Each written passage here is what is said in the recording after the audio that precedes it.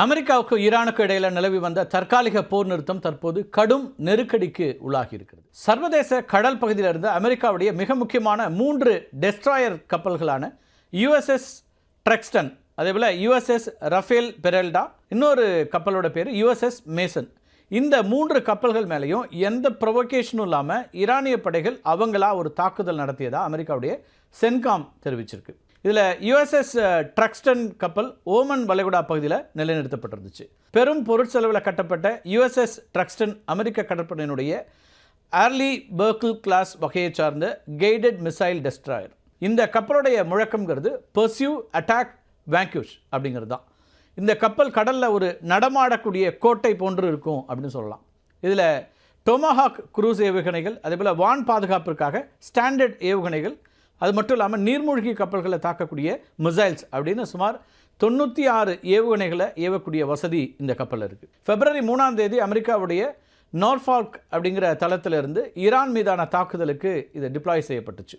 Iran தன்னுடைய கடற்கரை தளங்கள்லேருந்து ballistic ஏவுகணைகளை, பேலிஸ்டிக் மிசைல்ஸ் இருக்கு இல்லையா, அதே போல் க்ரூஸ் மிசைல்ஸ் அதெல்லாம் ஏவி முப்பரிமாண தாக்குதலை நடத்தியிருக்கு.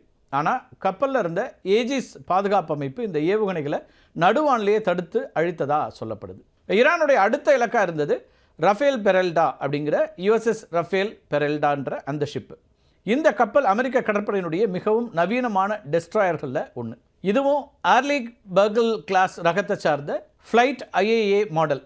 யுஎஸ்எஸ் ட்ரக்ஸ்டனை விட தொழில்நுட்ப ரீதியாக மேம்படுத்தப்பட்ட ஒரு கப்பல். 2004ஆம் ஆண்டில் ஈராக் போரின் போது சக வீரர்களை காக்கிறதுக்காக தன்னுடைய உயிரை தியாகம் செய்த மெரைன் வீரர் ரஃபேல் பெரெல்டா அவருடைய நினைவாக தான் இந்த கப்பலுக்கு அந்த பெயர் வைக்கப்பட்டிருக்கு. இதில் ஏவுகணைகளை சுடக்கூடிய வசதி, அது மட்டும் இல்லாமல் அதிநவீன ஏஜிஸ் பேஸ்லைன் 9 போர் அப்படிங்கிறதும் போர் முறையும் இருக்குது. இது ஒரே நேரத்தில் வான்வழி மிரட்டல்களையும் ஏவுகணைகளையும் இடைமறிக்கக்கூடிய திறன் கொண்ட ஒரு கப்பலாக இருக்குது. ஈரான் தாக்குதலை எதிர்கொண்ட 3வது கப்பல் இருக்கு இல்லையா, யுஎஸ்எஸ் மேசன். அமெரிக்க கடற்படையினுடைய புகழ்பெற்ற நியூட்டன் ஹென்ரி மேசன் அப்படிங்கிற ஒருத்தருடைய நினைவாக தான் இது பெயரிடப்பட்டுச்சு இந்த கப்பலுக்கு. இதுவும் அதே வகையான இந்த ஆர்லி பெர்க்கிள் கிளாஸ் ரகத்தை சார்ந்த கைடட் மிசைல் டெஸ்ட்ராயர் தான். இந்த கப்பல் வான்வழி தாக்குதல்களை முறியடிக்கிறதுல நீண்ட அனுபவம் கொண்டது. குறிப்பாக 2016 அதேபோல் 2024ஆம் ஆண்டுகளில் செங்கடல் பகுதியில் ஹவுதி கிளர்ச்சியாளர்களுடைய ஏவுகணைகளை வெற்றிகரமாக வீழ்த்திய பெருமை அப்படிங்கிறது இந்த கப்பலுக்கு இருக்குது. நேற்றைக்கு யுஎஸ்எஸ் மேசன் சந்தித்த தாக்குதல் ரொம்ப சிக்கலானது அப்படின்னு பார்க்கப்படுது.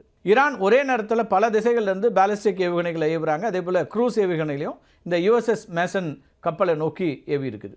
ஏவுகணைகளோடு சேர்ந்து குறைந்த உயரத்தில் பறந்து வரக்கூடிய தற்கொலை வகை ட்ரோன்களையும் ஈரான் பயன்படுத்தியிருக்கிறாங்க.